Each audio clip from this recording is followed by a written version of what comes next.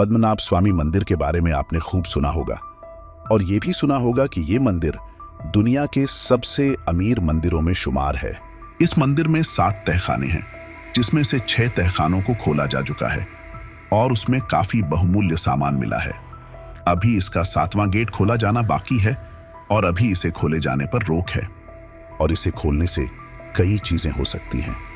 आइए जानते हैं पद्मनाभ स्वामी मंदिर के बारे में कुछ अनसुनी रहस्यमयी बातें। केरल की राजधानी तिरुवनंतपुरम में स्थित पद्मनाभ स्वामी मंदिर अपनी सुंदरता और भव्यता के लिए प्रसिद्ध है, लेकिन मंदिर एक और चीज के लिए सबसे ज्यादा जाना जाता है, वो है यहाँ की रहस्यमयी तिजोरी।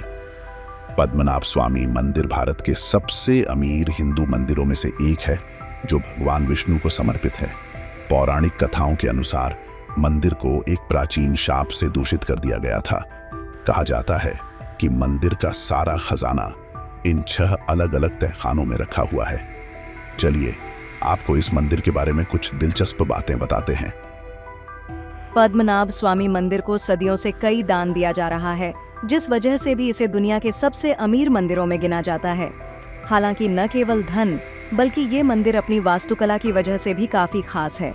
जब आप मंदिर को देखेंगे तो आपको केरल और द्रविड़ शैलियों का एक अनूठा मिश्रण देखने को मिलेगा। मंदिर ने केरल की राजधानी तिरुवनंतपुरम को भी नाम दिया था। तिरुअनंतपुरम का अर्थ है भगवान अनंत पद्मनाभ का पवित्र निवास। मंदिर की उत्पत्ति के बारे में इतिहासकार अलग अलग हैं। कुछ लोग कहते हैं कि पद्मनाभ स्वामी मंदिर 8वीं शताब्दी का है। जो संरचना अभी बनी हुई है उसके बारे में कहा जाता है कि इसे 18वीं शताब्दी में त्रावणकोर महाराजा मार्तंड वर्मा द्वारा बनाया गया था। तब से मंदिर का मैनेजमेंट त्रावणकोर शाही परिवार के वंशजों द्वारा संचालित एक ट्रस्ट द्वारा किया जाता है। पद्मनाभ स्वामी मंदिर के गर्भगृह के नीचे बड़े बड़े तहखाने बने हैं। 2011 में एक सेवानिवृत्त आईपीएस अधिकारी सुंदर राजन ने मंदिर के खजाने की जांच के लिए सुप्रीम कोर्ट में याचिका दायर की थी।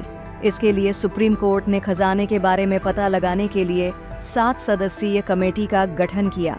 तलाशी लेने पर उन्होंने 6 तहखानों की तलाशी ली, जिनके दरवाजे लोहे के बने थे और उन्हें खोलने की सीमित थी। कमेटी द्वारा उन्हें A, B, C, D, E और F नाम दिया था।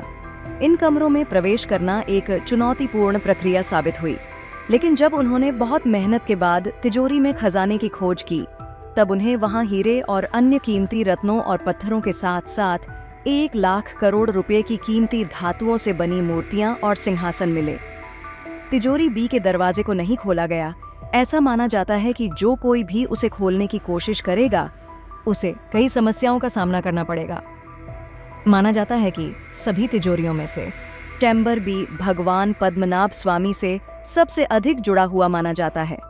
तिजोरी खुलने के चंद हफ्ते बाद ही याचिकाकर्ता की अकस्मात मौत के बाद बदकिस्मती की यह धारणा और मजबूत हो गई। ऐसा माना जाता है कि तिजोरी B की रक्षा नागों, एक पौराणिक पिशाच और अन्य अलौकिक देवताओं द्वारा की जा रही है। उन्हें तिजोरी का संरक्षक माना जाता है और ऐसा कहा जाता है कि जो कोई भी दरवाजे को खोलने का प्रयास करेगा, वह अपने लिए कई समस्याओं को आमंत्रित करेगा। सदियों पहले जब मंदिर प्रबंधन ने तिजोरी B को खोलने की कोशिश की तो उन्हें लहरों की आवाजें सुनाई दीं। जब ये तहखाना रहस्यमय और डरावना लगने लगा, तब उन्होंने अपना फैसला बदलकर वापस इसे बंद करने का निर्णय लिया। 1930 के दशक में जब लुटेरों का एक गिरोह मंदिर को लूटने गया, तो उन्होंने देखा कि सांप उनकी ओर आ रहे हैं। ऐसा माना जाता है कि प्राचीन काल के संतों ने शक्तिशाली नागा पासम मंत्र का जाप करके कक्ष के प्रवेश द्वार को सील कर दिया था।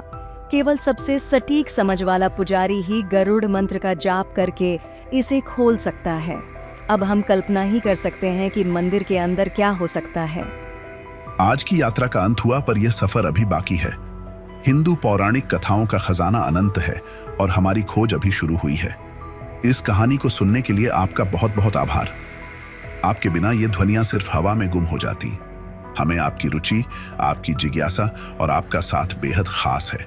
अगर ये किस्सा आपको पसंद आया तो जरूर लाइक करें और बेल आइकन को दबाएं, ताकि नई अनसुनी कहानियां आपके मोबाइल की नोटिफिकेशन में ही धमाका मचाएं।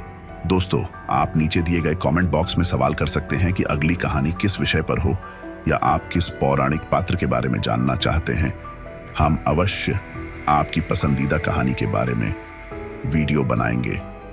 तो फिर मिलेंगे एक नई अनसुनी कहानी के साथ, एक नए रोमांच के साथ। जय श्री राम।